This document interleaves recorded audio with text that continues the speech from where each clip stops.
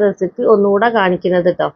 പിന്നെ അതാ ഇതിലേക്ക് ഞാൻ 1 കപ്പ് ഓയിൽ എടുത്തിട്ടുണ്ട്. സൺഫ്ലവർ ഓയിൽ തന്നെ എടുക്കാൻ ശ്രദ്ധിക്കുക, അല്ലാന്നുണ്ടെങ്കിൽ ഒലിവ് ഓയിൽ എടുക്കുക കേട്ടോ. പിന്നെ കുറച്ച് ഫുഡ് കളറും കൂടി ചേർത്ത് കൊടുക്കുന്നുണ്ട്. ഒരുപാടൊന്നും ആവണ്ട. പിന്നെ അത് കാശ്മീരി ചില്ലി പൗഡറാണ് കേട്ടോ. അതും കൂടി ഇട്ട് കൊടുക്കുന്നുണ്ട്. 1 ടേബിൾ സ്പൂണോളം ഇട്ട് കൊടുക്കുന്നുണ്ട്. പിന്നെ ഇതിൽ നമ്മൾ വെളുത്തുള്ളി ചതച്ചതും കൂടി ഇട്ട് കൊടുത്തിട്ടുണ്ട് കേട്ടോ. അതെന്തായാലും സ്കിപ്പ് ചെയ്യാതെ ഇട്ട് കൊടുക്കണം. 1/2 ടീസ്പൂണോളം കുരുമുളക് പൊടി ഇട്ട് കൊടുക്കുന്നുണ്ട്. പിന്നെ അത് കുരുമുളക് മുഴുവനായിട്ടുള്ളത് 1/2 ടീസ്പൂണോളം ഇട്ട് കൊടുക്കുന്നുണ്ട്.